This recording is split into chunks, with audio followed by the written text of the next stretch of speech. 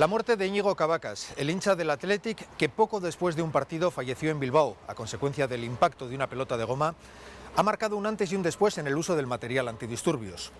Esta noche hablaremos con la Ertzaintza, hablaremos con Rodolfo Ares, quien fuera consejero de Interior en el momento de los hechos, y hablaremos con los padres de Íñigo Cabacas. Hoy, en 60 minutos, el caso Cabacas.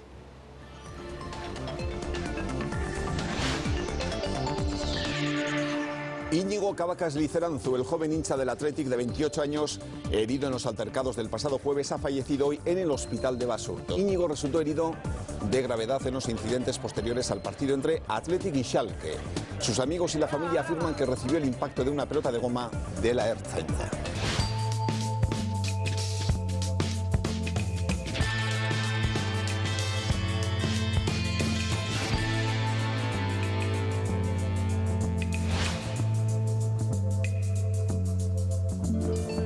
Bueno, Manolo, Fina, padres de Íñigo Cabacas, Jone Goirizelaia, abogada de la familia, os agradecemos un montón que nos hayamos juntado y nos juntamos pues cuando se va a cumplir un año de la muerte de vuestro hijo.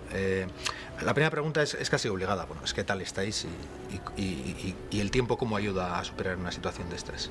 Pues ha pasado rápido y a la vez se nos ha hecho eterno. Una dureza inverosímil, o sea, un dolor, un vacío.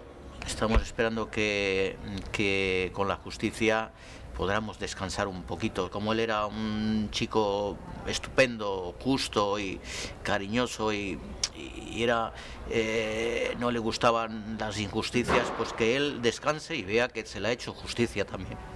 Pues en ese hacer justicia, Jone, ¿cómo está ahora mismo el caso? ¿En qué punto está el caso?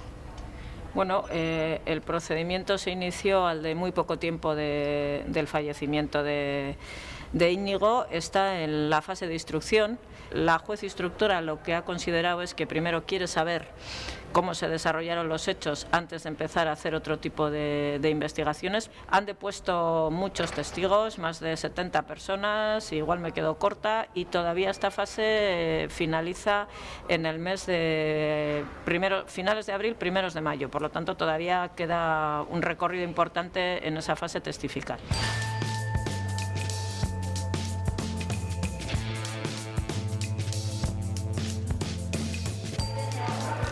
¿Qué tal? Alfonso González Guija, o Guija, nunca sé cómo. Guija.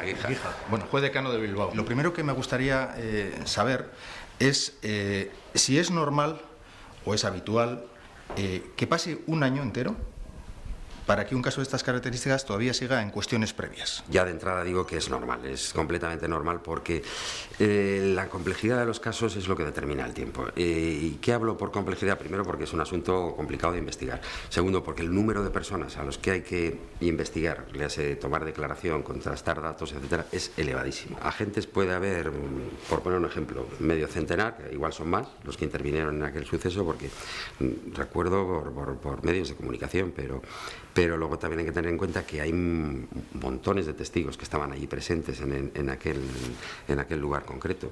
Entonces, claro, tienes que en el juzgado tienen que ir desfilando todas esas personas, pero antes, además de desfilar en el juzgado, la policía tiene que hacer una labor de investigación previa. Tenemos que decir que ha habido una muy importante respuesta ciudadana. Todas las personas que estaban presentes allí, bien porque estaban presentes en el lugar de los hechos o incluso vecinos que estaban desde sus casas, se han ido poniendo en contacto o bien con nosotros o bien algunos de ellos incluso directamente con el juzgado para contar lo que vieron. Y tenemos... Eso me imagino que reconforta, ¿no? De alguna manera, ¿no? Sí, indudablemente. Sí. Y bueno, yo a la conclusión que llego después de haber oído muchas declaraciones es que, bueno, en aquel sitio no estaba pasando absolutamente nada, que la carga policial no fue necesaria, que la carga policial fue total y absolutamente desproporcionada, que la carga policial no cumplió los requisitos mínimos que están establecidos en los diferentes protocolos para hacer una actuación de esas características y que esa carga policial se debía haber evitado y que evidentemente se podían haber hecho las cosas de una manera diferente. El relato de lo acontecido el 5 de abril corrió a cargo del jefe de la Ertzaintza, quien señaló que fue una llamada la que requirió de la presencia policial al constatar que había 2 heridos por altercados. Según Varela, la llegada de las patrullas fue recibida con actitudes violentas y lanzamiento de objetos. La llegada de 3 nuevos furgones aumentó, según el jefe de la Ertzaintza, los ataques contra los agentes, a los que estos respondieron primero con salvas y luego lanzando pelotas de goma. Varela aseguró que en ningún momento se disparó a bocajarro ni apuntando a ningún objetivo. La distancia más corta desde la que se pudo producir algunos de los disparos al lugar en el que se encontraba Íñigo Cabacas no es inferior a 22 metros. Por tanto, de la información de que disponemos se desprende que en ningún caso se produjo un disparo a bocajarro, como también en algunas informaciones se ha dicho. Los testigos dicen que la policía llega, que se bajan de las furgonetas y que sin que dieran ninguna señal, ni aviso, ni nada, de repente hay una carga. Que como consecuencia de esa carga hay algunos que tiran algo y que a partir de ahí empieza una carga que denominan, bueno, hay muchos objetivos que ponen, pero la mayoría de la gente habla de indiscriminada, desproporcionada. Y hay un elemento que me parece que es significativo: la mayoría de la gente dice que tiran las pelotas o las tiran de la cintura para arriba. De hecho, hay un montón de personas heridas en el hombro, en el pecho, en el brazo. Unos cuantos testigos que estaban bastante cerca del lugar donde se encontraba Íñigo, pero no estaban al lado, es decir, estaban en las inmediaciones, tienen todos la referencia de más o menos dónde estaba. Y todos ellos cuentan que Íñigo estaba con una chica jovencita y con un chico. Entonces, que al parecer lo que Íñigo debió de hacer es, cuando empezó el disparo masivo de pelotas, intentar proteger a la chica. Entonces, eso es lo que cuentan los que estaban un poco más atrás. Entonces, nosotros llevamos mucho tiempo haciendo llamamientos y vamos a aprovechar también esta oportunidad para que, si alguien sabe quién era esta chica, pues nos pueda dar el nombre, o si ella misma pues se siente ya con fuerzas después del tiempo que ha pasado para ir a declarar, pues que se ponga en contacto con el juzgado de instrucción número 10 de Bilbao y que facilite sus datos. De hecho, sí que hemos podido localizar al otro chico. El otro chico sí que ha aparecido y es uno de los testigos que está citado a declarar.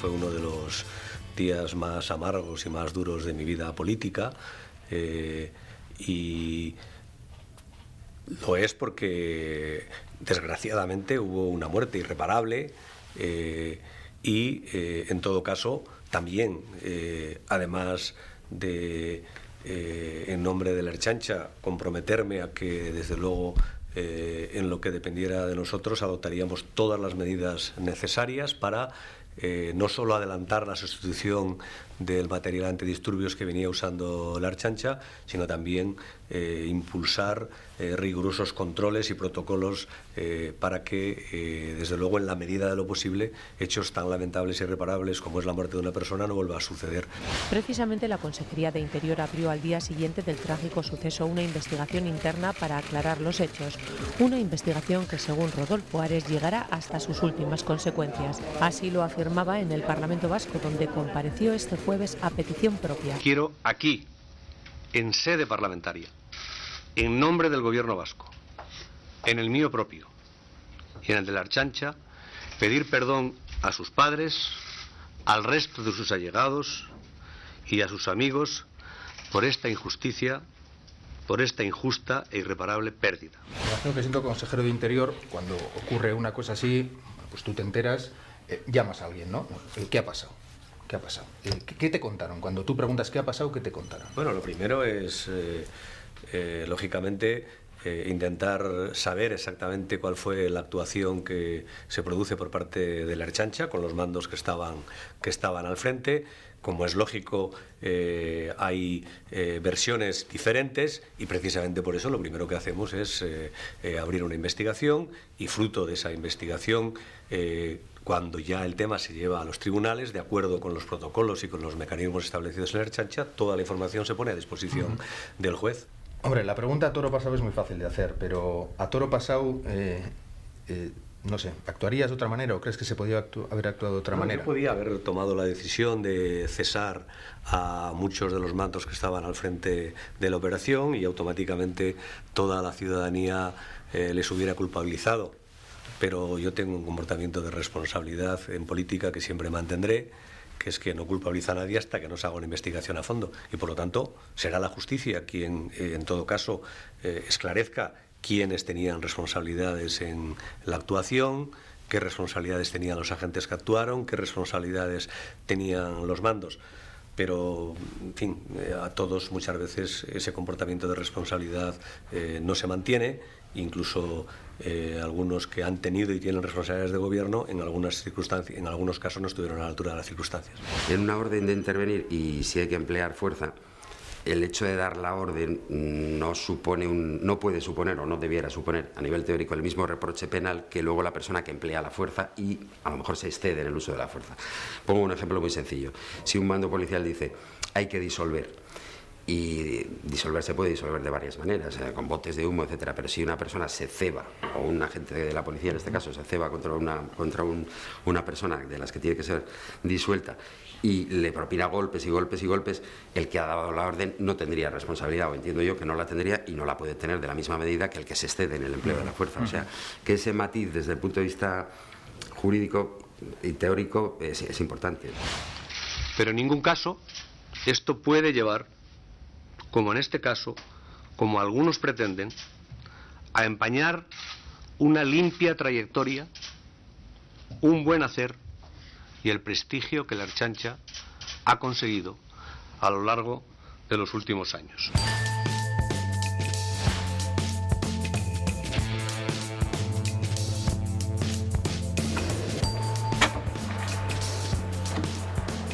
Charles León. Gervasio Gabirondo. Hondo, director de la Ertzaintza. Eso es. Siendo ertzaina antes de acceder a este cargo, sabes que, bueno, pues cómo se gestionó, cómo se llevó aquello. ¿Qué te parece de cómo se gestionó? Bueno, cómo se ha gestionado, pues podemos tener una diferencia en mi criterio con respecto al que se aplicó. Si a mí me tocase, que otra cosa es las circunstancias del momento, porque cada uno valora cuando los hechos ocurren en ese momento. Si a mí me tocase, desde luego, la forma de actuar no sería la misma. Entiendo que tenemos posibilidades de actuar inmediatamente en el caso con recursos propios y que el éxito de una investigación de estas características está en actuar inmediatamente. Y que probablemente, pues si se hubiese actuado de otra manera o más rápidamente, pues los resultados hubiesen sido quizás otros. Las primeras horas de intervención suelen ser cruciales para el esclarecimiento de los hechos, bien por la recogida de las evidencias o bien por los testimonios que puedan favorecer en la aclaración de esa investigación. Me refiero a eso fundamentalmente. El que nosotros actuaríamos en este caso como si fuese una otra investigación al uso, movilizarnos inmediatamente, poner todos los agentes y todos los especialistas que pueda haber a la disposición del caso y tratar de aclarar lo más rápidamente posible ese caso. ¿Y eso no se hizo? Bueno, pues yo por lo que conozco no de esa manera, ¿no? Me imagino que poniéndome en el lugar de una ertzaina que vea en un titular un joven muere por un pelotazo de la Ertzaintza, tiene que decir, bueno, llegar al trabajo y decir, ¿qué ha pasado aquí? Lógicamente. Lógicamente es una pregunta que se hacía todo el mundo, ¿no? Porque incluso no pasaba por la cabeza que pudiese ocurrir eso. Al día de hoy todavía mucha gente podrá decir y dice de que eso no ha sido consecuencia de una pelota. Ya veremos a ver los resultados judiciales, pero muchos están convencidos de que no puede ser resultado. Porque vistas otras actuaciones, vistos otros momentos en los que se ha intervenido, casi no se les pasa por la cabeza de que eso haya podido ocurrir. Pero bueno, es una realidad que ahí está y que... Hay una autopsia de un forense que dice que ese joven muere por el impacto de una pelota de goma. Pero cuesta entender cuando alguien ha estado actuando durante muchísimo tiempo, ha utilizado esa herramienta durante muchísimo tiempo y nunca se le ha pasado por la cabeza la posibilidad de que esto pudiese ocurrir, ¿no? Yo he oído absolutamente de todo. He oído desde que había graves incidentes a que no había ningún incidente. No sé, ¿la Ertzaintza tiene información al respecto para decir fehacientemente qué situación se estaba produciendo en aquel momento allí? Bueno, tenía información de lo que estaba ocurriendo allí. Y en el momento que se interviene y se decide intervenir es porque se considera que los hechos son merecedores de hacer esa intervención. Y por tanto no cabe ninguna duda, y a nadie, vamos, internamente por lo menos, no le cabe ninguna duda que la intervención era necesaria. Era un partido declarado de alto riesgo por la Comisión Estatal contra la Violencia. La Ertzaintza puso en marcha uno de los mayores dispositivos de seguridad de su historia. Era una fiesta, no era una manifestación, no era una carrera borroca, no era una asamblea, era una fiesta y no pueden llegar como llegaron y eso no lo pueden cambiar. No lo digo yo, están tantos vecinos de la calle, o sea, toda la gente, los chavales que estaban tomando, o sea, no lo conseguirán tapar, imposible.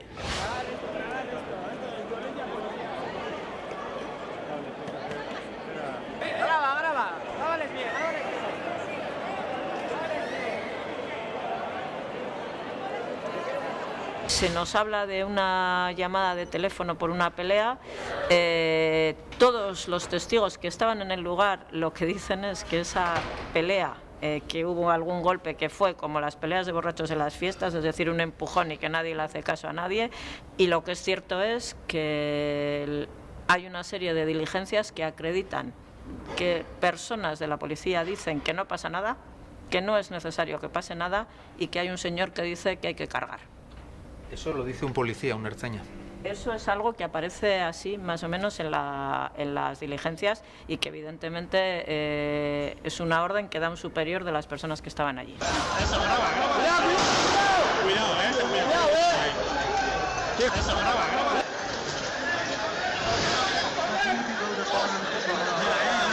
Cuando la Ertzaintza intervino a petición de un ciudadano, porque se estaba presuntamente, y después se comprobó que era así, apaleando a determinada gente en ese callejón, la Ertzaintza es recibida con todo tipo de objetos lanzados sobre los agentes que intervienen y, por lo tanto, había problemas de seguridad y había conflicto y enfrentamiento. Eso es evidente y se ha comprobado por todo aquel que objetivamente ha querido ver la información, pero reitero, el tema está en poder de la justicia y es la justicia quien tendrá que esclarecer todos los hechos.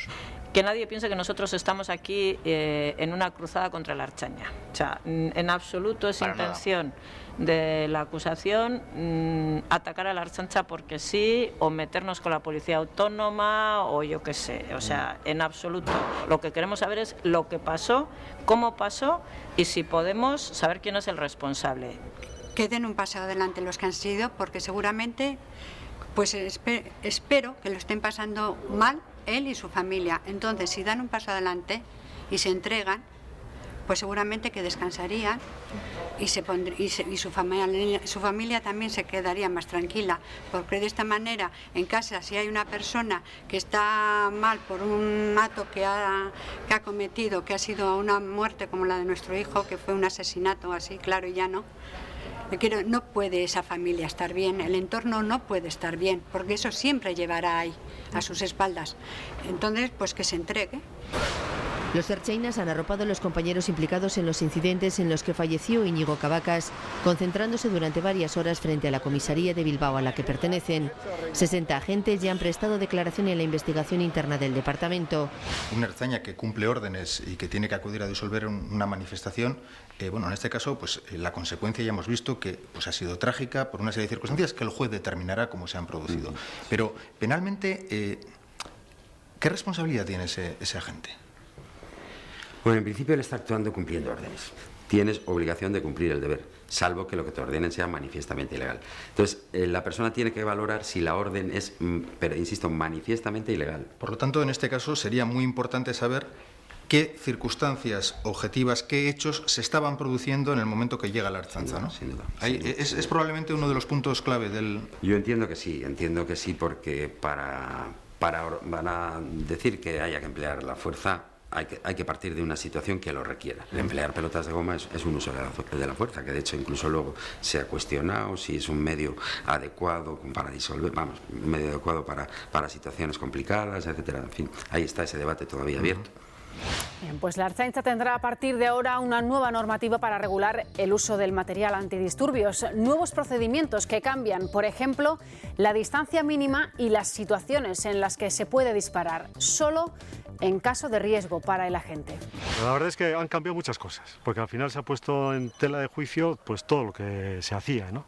Desde un punto de vista táctico y desde ese punto de vista táctico las referencias a las que tú hacías, desde una planificación, desde una distribución de los recursos, de cómo se distribuyen. ¿Qué se hace ahora que no se hacía antes? Bueno, cuando hay un dispositivo de estas características, bueno, lo primero empieza dentro de la propia comisaría, que hay que empezar por distribuir el material, escopeta, munición y salir fuera. Anteriormente la mayoría de las unidades se hacía de una forma bastante aleatoria, o sea, sí se tenía control de a quién se le entregaba la escopeta, pero se le entregaba una bandolera con su munición y sus pelotas. Sí.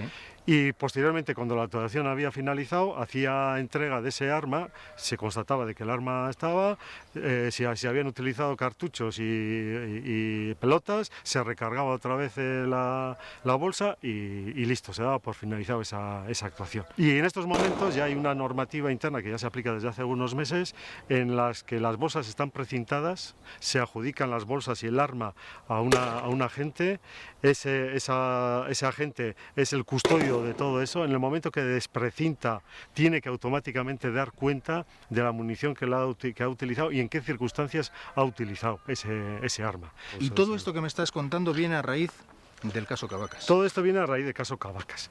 La brigada móvil fundamentalmente ya venía aplicando este tipo de medidas. La brigada móvil son los belzas, para entendernos. Sí, son los belzas, son los especialistas en esta materia, los que habitualmente intervienen en estos temas y por tanto ellos sí tenían desarrollado una dinámica mucho más concreta y estricta de todo esto. Pero el día del caso Cavacas no fueron los belzas. No fueron los belzas. Y entonces pues ocurrió que bueno, pues hay lagunas con respecto a todos estos temas que se han querido cerrar pues a través de esta ampliación de los procedimientos internos o normativas internas.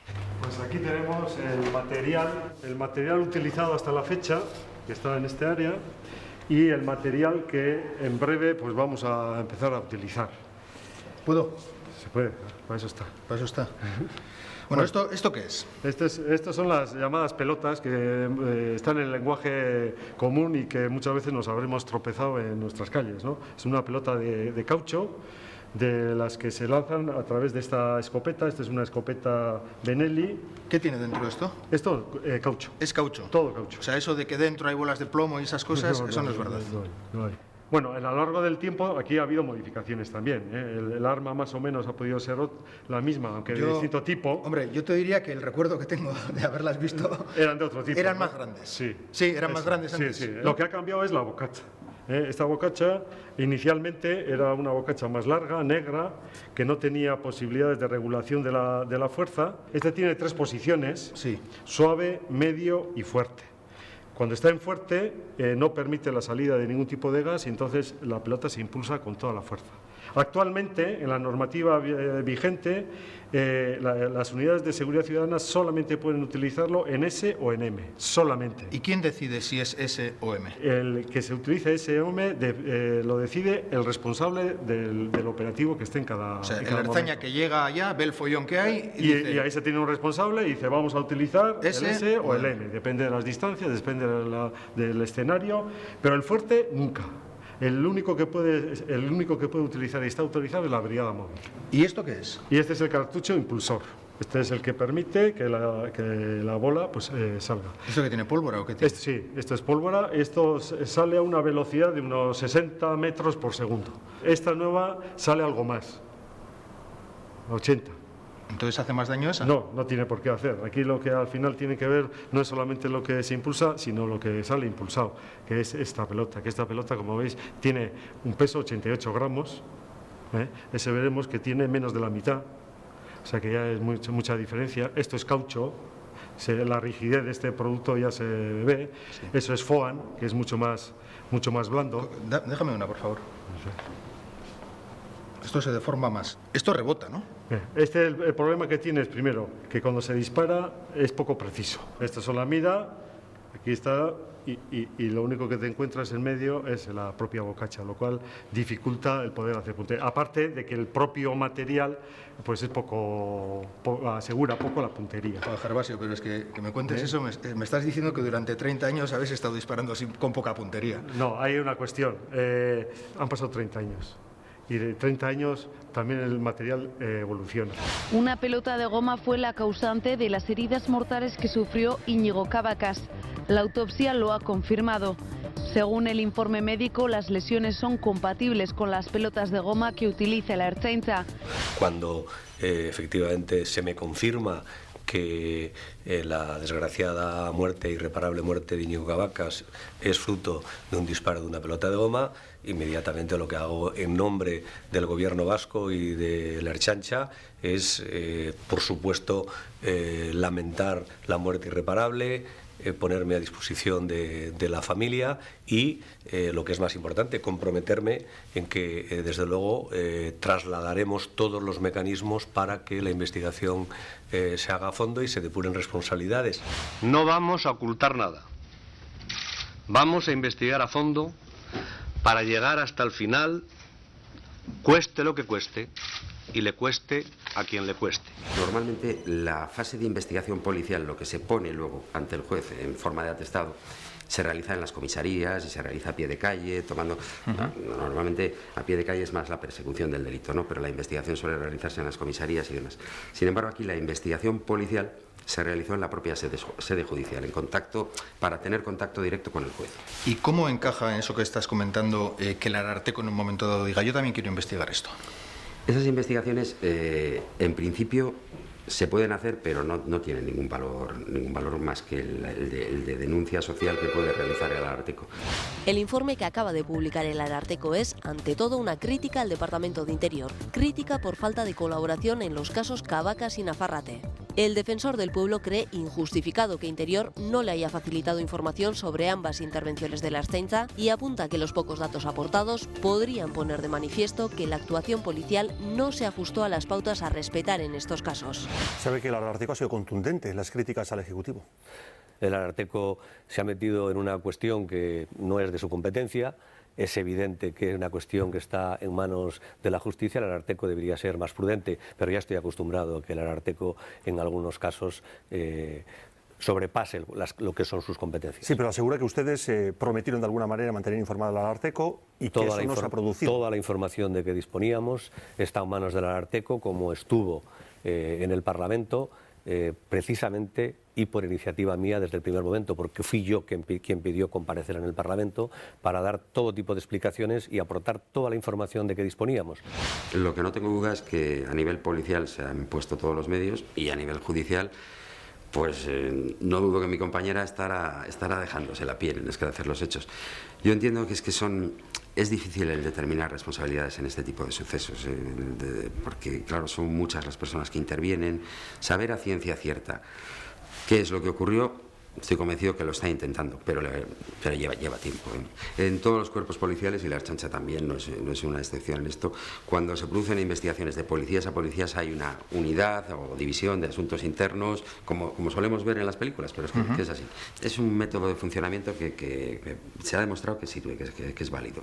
Es válido porque realmente hay sanciones a los policías y no es la primera vez que se producen condenas de policías ni que se cometen hechos delictivos y tampoco hay por qué encargárselos a otra fuerza policial.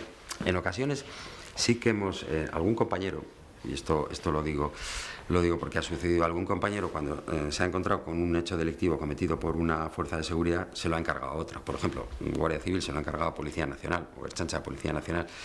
En este caso, No se consideró, entiendo yo, por la persona responsable, por la compañera de instrucción, porque tenía plena garantía de que la investigación se iba a llegar con todo rigor. ¿Qué información recabasteis? Quiero decir, no sé, se interroga a los ertzainas, ¿qué se hace? ¿Qué unidades intervinieron? ¿Qué personal y agentes intervinieron? El control del material, etcétera, etcétera. Pero todo eso está en el informe, en la información que se remitió a los tribunales, y reitero, para mí y creo que para todos, la mejor garantía de investigación a fondo y hasta el final es que lo haga la justicia. Se lo preguntamos al señor Ares y nos dijo que Asuntos Internos había iniciado un proceso de investigación de qué había pasado. El contenido de ese... Nosotros lo que sabemos es primero eso, porque se dice en los medios de comunicación que existe ese expediente interno. Nosotros lo pedimos en el juzgado y bueno, el expediente no llega. Curiosamente, leemos después en los medios de comunicación lo que hay en ese expediente y lo que teóricamente pone en ese expediente, incluso algún medio de comunicación, el Correo Español, dice incluso quiénes eran el instructor y el secretario y que eran unos señores que no tenían experiencia, bueno, da datos de ese expediente. Como consecuencia de esa noticia periodística, nosotros aportamos esa noticia y le decimos a la jueza, oiga, que es que hay un expediente. Y entonces estoy hablando de octubre del 2012, los hechos fueron en abril, y entonces la juez, cuando ve que eso efectivamente es así, requiere a la Policía Autónoma y llega el expediente. Y el expediente son 3 folios, que es el inicio del expediente y el cierre del expediente. No se ha hecho ninguna investigación, no se ha tomado ninguna medida cautelar y no se ha tomado absolutamente ninguna decisión en relación con estos hechos. Es decir, eso es lo que ha llegado al juzgado. Igual hay alguna otra cosa más en otro sitio, pero en sede judicial hay lo que hay. Y la pregunta que yo me hago y que se hacen los padres de Íñigo es, vamos a ver, la ley de policía del País Vasco previene la posibilidad de suspensiones cautelares, de medidas cautelares, de investigación con actuaciones no definitivas. No se ha tomado absolutamente nada. No es incompatible eso con la investigación judicial. Otra cosa es que eso luego sea definitivo. No se ha hecho absolutamente nada. El mejor mecanismo para que se haga a fondo, con profesionalidad, con independencia y garantía de que se va a hacer hasta el final, es que la justicia intervenga. Otra cosa es que a todos nos gustaría que la justicia fuera más rápida, pero tiene sus ritmos y precisamente el que se haga con rigor y en profundidad y que lo haga la justicia es una garantía de investigar a fondo y de saber exactamente todo lo que pasó. Vosotros también incluso pedisteis la dimisión también de Rodolfo Ares, porque ¿creéis que hay responsabilidades políticas ya más allá de las penales en esta situación? Pues sí, yo creo que como el responsable máximo político tiene su responsabilidad. Es el primero. Eso de la tolerancia cero que decía y tal, tolerancia cero sí, pero con una medida. Yo estoy muy tranquilo desde un punto de vista político. Tengo, lógicamente, la amargura y el dolor de una actuación en la que, en un momento en que eres consejero de Interior, una estructura de la Ertzaintza tiene una actuación que provoca una muerte lamentable e irreparable. Pero asumí la responsabilidad de adoptar todas las medidas para que se investigara hasta el final y todas las medidas para cambiar todo lo que era necesario cambiar que permitiera mayores garantías en la actuación de la Ertzaintza en el futuro. Los primeros disparos deberán ser salvas de aviso sin lanzar ninguna pelota y a una distancia mínima de 10 metros. Se seguirán utilizando escopetas lanzapelotas, pero solo en situaciones extremas y siempre por las unidades especializadas. En caso de tener que realizar algún disparo, la distancia mínima será de 35 metros y deberán orientarse a las piernas. Nosotros lo hemos dicho muchas veces y Manolo y Filna lo dicen, no solamente quieren que se esclarezcan los hechos, sino que también quieren que ese modelo policial cambie. Es decir, que lo que le pasó a su hijo no le vuelva a pasar a nadie. ¿Qué cambió después en la forma de actuar de la policía antidisturbios? Cambió primero que hay una restricción mucho mayor de ese material antidisturbios por unidades solo especializadas, el conjunto de la Ertzaintza no va a usar ese material nunca más. Hay un mayor control. Antes sí lo podían usar, digamos. Hay un mayor control de la utilización y una sustitución progresiva por otros materiales que todo el mundo comparte, la inmensa mayoría comparte, que son más adecuados. Estos son los nuevos lanzadores y los agentes ya se están formando para utilizarlos. El nuevo material irá sustituyendo al actual a lo largo del año y de manera progresiva. Además, se creará una comisión operativa de la Ertzaintza, un órgano que se encargará de detectar posibles fallos en los procedimientos policiales. La Ertzaintza ya no usa este arma. A ver, este arma todavía está vigente en la Ertzaintza. ¿Hasta cuándo? Y este arma va a estar vigente en la Ertzaintza, por lo menos en la brigada móvil, todavía sin fecha de fin. Donde va a cambiar va a ser en seguridad ciudadana. Seguridad ciudadana sí va a disponer solamente de este arma. Ya se tenía detectada esta arma antes de los acontecimientos. O sea, ya habíais tomado la decisión de cambiar. Sí, no de cambiar. Se había detectado este arma, se estaban haciendo las pruebas y había cierto convencimiento de que ya había que dar un salto cualitativo de esto a esto. Porque no es solamente el arma. Aquí estamos jugando con dos cosas: el arma y los proyectiles, que en eso ha evolucionado muchísimo esto también. Estos agentes pertenecen a la misma unidad que los ertzainas investigados por la muerte de Íñigo Cabacas.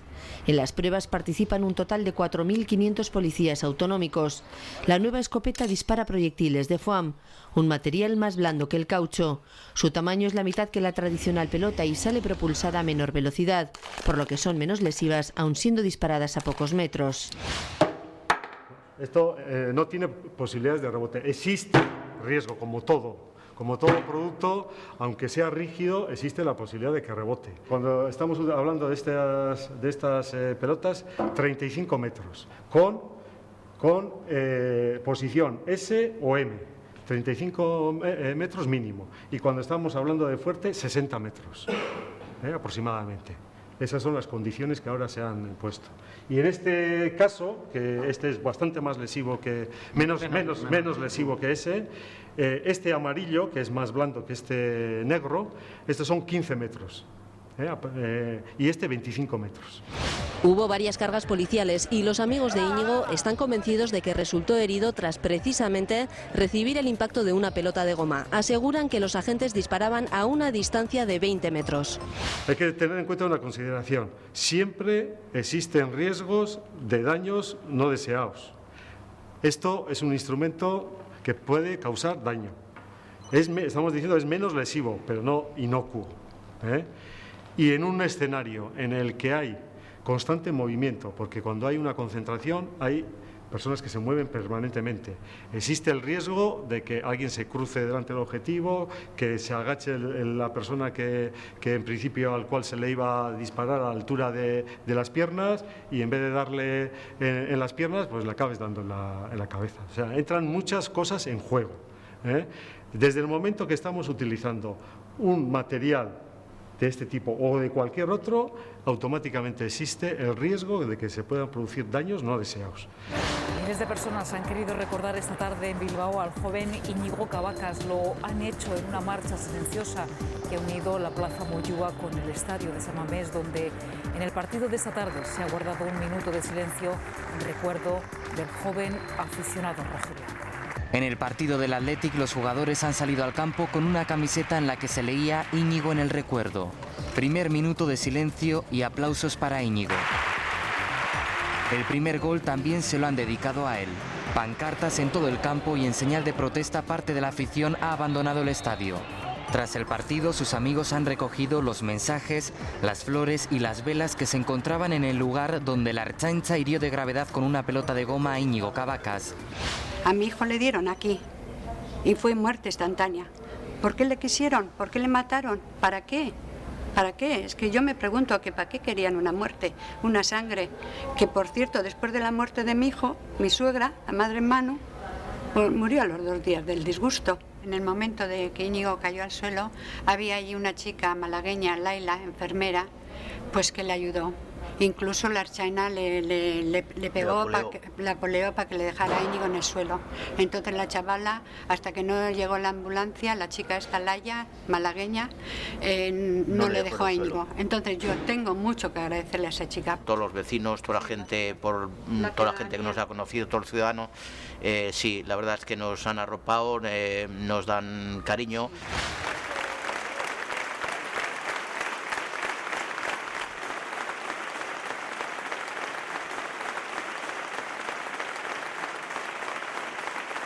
La familia de Íñigo Cabacas habéis tenido desencuentros clarísimos. No, yo no he tenido ningún desencuentro con la familia de Íñigo Cabacas. ¿No? He tenido desencuentros con la abogada que le representaba, pero no con la familia de Íñigo Cabacas.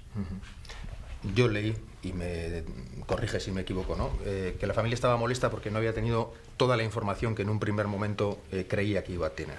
Bueno, es que probablemente una vez que el tema está en la justicia, quien tiene que dar la información de cómo va la investigación, si lo considera necesario, y cuando lo considere necesario, es quien lleva la investigación. Pero ¿y antes de que llegase a la justicia? En todo caso, yo siempre tendré mucho respeto y aceptaré cualquier crítica de la familia. Entiendo perfectamente el estado de ánimo en el que han estado y puedan estar ante una situación como esta, pero mis opiniones se hicieron en relación con algunas informaciones y algunas declaraciones de la abogada, que simplemente quiso instrumentalizar desde un punto de vista político una investigación y una cuestión que debería llevarse con el máximo rigor.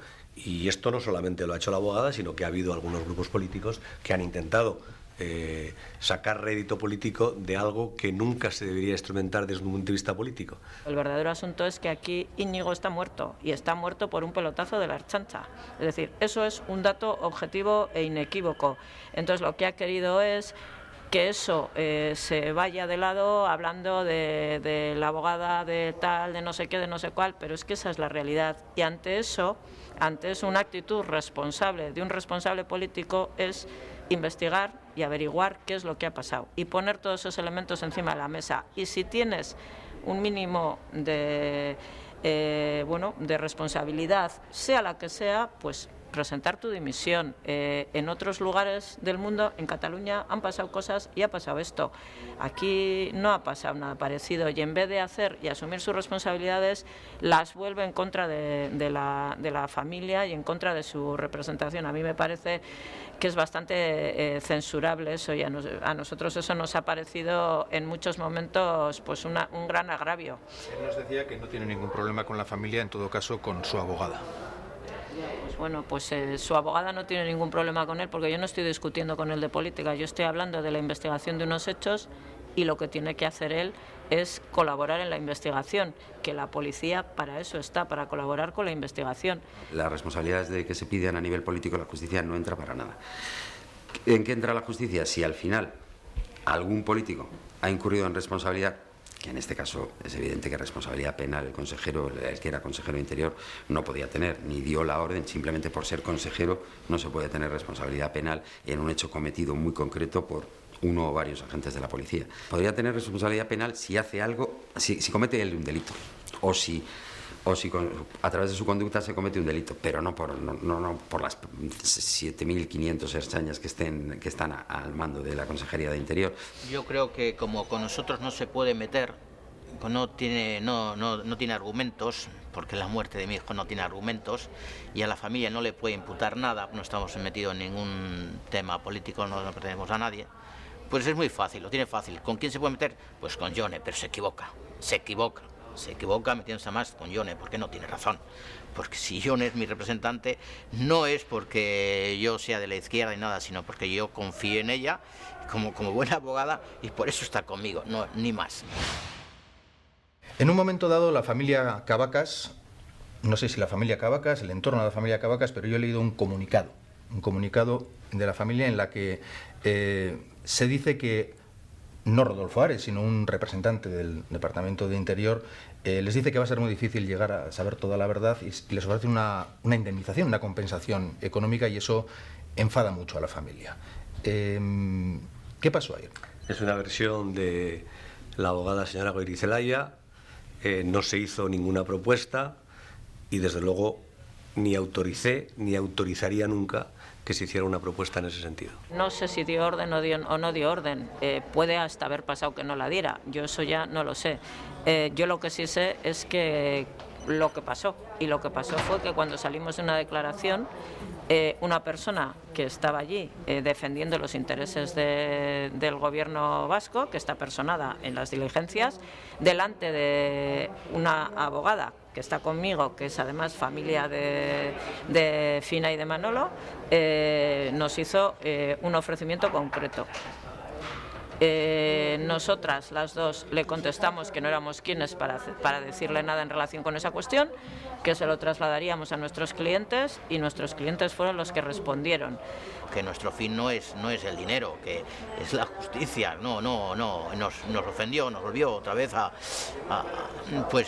ofender, como nos ofendió el mismo día que en el despacho de Ione, cuando la primera vez que nos vio, para pedirnos disculpas, dijo la misma barbaridad, que mi hijo no estaba en un ambiente festivo. Hombre, salió vivo, pues no sé por qué, porque no somos violentos, pero es que, hombre, matas a una persona y encima dices que allí no había ambiente festivo, o sea, no ve nada y ve que allí no había ambiente festivo y no sabe de nada, no se ha enterado de nada todavía, pero sabe, sin haber estado ahí, que allí no había ambiente festivo. Joder, es Dios, Alex, es Dios.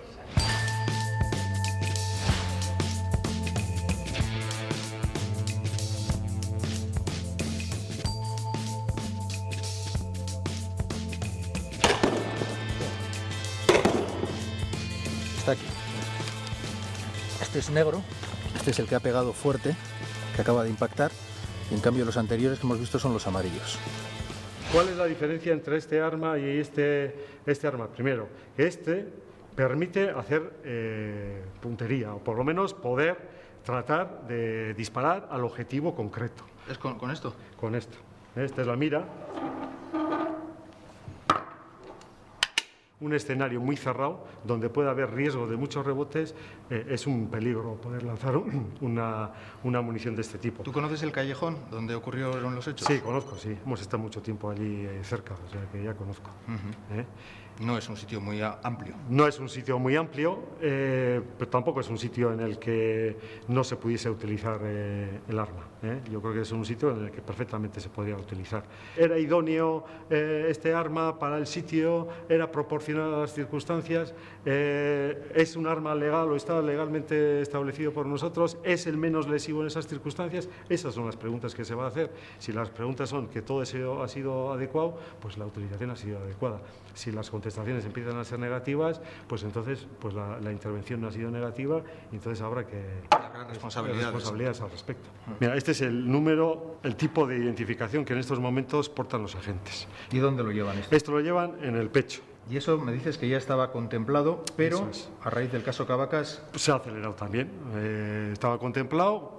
Era una de las recomendaciones también que el Ararteko ya venía haciendo, entonces ya se ha incorporado. Entonces ya es habitual ver a los agentes en nuestras calles con este número. Y en esta galería de tiro de la Academia de Arcaute se están realizando pruebas con escopetas de pelotas de goma para determinar si se pueden realizar disparos certeros. O sea, si tú tiras de frente es posible que la pelota vaya para arriba, vaya para abajo, vaya para la derecha o vaya para la izquierda. O sea, es imposible hacer puntería con una pelota de esas. Si ha sido un compañero, no lo sabe ni él. Otra de las hipótesis que incluso pues, hemos planteado a otras personas que intervienen en el reportaje es si se puede dar la circunstancia de que no se acabe de saber materialmente quién pues acciona el gatillo o dispara la pelota que impacta contra una determinada persona. Sí, eso es posible. Es posible que ocurra porque si ha habido varias armas que han estado utilizándose y los fuegos han cruzado y en un escenario como en ese, que es muy factible que se produzca esa situación, pues a lo mejor ni el propio que ha disparado sea consciente de que haya sido él el causante de esta situación. Si finalmente no se pudiera llegar a determinar la responsabilidad de nadie, de ninguna de las personas que intervino, ahí ya se cerraría el asunto. Sería, pues, en este caso, en fase de instrucción, sería un sobreseimiento libre que equivale a una sentencia absolutoria. O imaginemos que hay 4 o 5 personas, que se llega a la conclusión que 4 o 5 personas pueden estar implicadas, pero en el acto del juicio no se llega con certeza a determinar quién es la persona responsable auténtica del disparo. Cualquier servidor público puede cometer un error o un exceso. Cuando esto sucede, hay que asumirlo, corregirlo y responder por ello. Si no hay certeza absoluta, el derecho penal tiene que acabar en la absolución, porque las consecuencias de condenas que se basaran sin la convicción, sin la probanza absoluta de que alguien es responsable, acabaría con el sistema. Si la justicia penal no consigue determinar que hay un responsable, la Administración respondería, porque hay un funcionamiento anormal de la Administración. Sería responsabilidad patrimonial, se traduce en indemnización. Una indemnización, ¿no? Eso es lo que resuelve la vía administrativa. Tú reclamas un daño que has sufrido y el Estado te indemniza. Sí, efectivamente. Y una de las opciones es que efectivamente no podamos tener autor material directo. Pues bueno, si llegamos a ese punto tendremos que analizar qué otras opciones tenemos y qué es lo que podemos hacer. Pero en nuestro modo de actuar ahora no entra eso. Esa variable no la tenemos en estos momentos. Tenemos la variable contraria, la de intentar saber quién fue e intentar acreditar quién fue el autor. En eso es en lo que tenemos centrados nuestros esfuerzos, porque además eso es lo que creemos que es lo que necesita no solamente la familia, sino también la ciudadanía. Yo no soy policía, ¿no? ni cazador, tan siquiera. Pero tú cuando coges esto, yo creo que tú presientes, además al disparar, apuntar a alguien y tal, y ver que cae, tienes que darte cuenta que has sido tú, o sea, que saberlo, que dónde has pegado. Si a pesar de que estamos muertos, ahora mismo, porque estamos vivos y estamos muertos ahora mismo, no, para mí yo no sé ni qué fecha es, ni me dice nada, no tengo ilusión de Semana Santa, ni de vacaciones, ni de ir a mi casa, no tengo ninguna, ni de vivir, entonces, si a pesar de todo esto, encima no se hace justicia, imaginaros. Siempre hemos estado muy orgullosos de Íñigo, muy orgullosos, pero más cuando murió y nos sentó los médicos y nos dijeron a ver si queríamos donar los órganos. Y bueno, pues nosotros nos quedamos un poquito así, pero estaban todos sus amigos detrás nuestro y ellos contestaron a la vez todos, sí, porque Íñigo los hubiera donado. Entonces, pues vale por ahí, porque ya están los órganos, al de 2 días en cruces, los riñones ya fueron puestos. Y el corazón fue a Santander, el hígado fue a La Paz, los tendones también. Te quiero decir que un vale por él. Un beso para él. Que te quedas con eso, ¿no?